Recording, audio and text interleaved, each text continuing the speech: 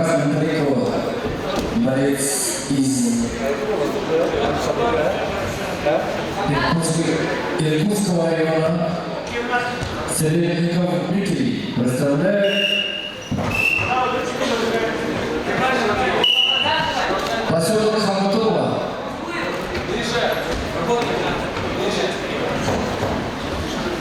Тренером является Шамшиев Ализон Анварович. Дмитрий является уроженцем села Хамутова 2007 года. Тренируется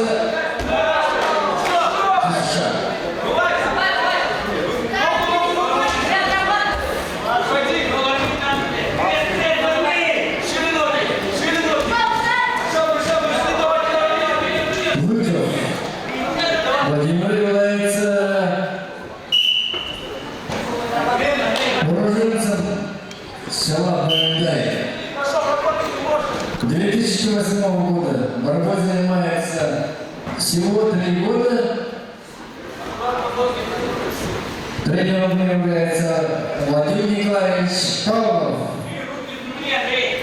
Является серебряным призером межрегионального турнира на призы Героя Советского Союза, полковник гвардии полковника Владимира Бузинаева.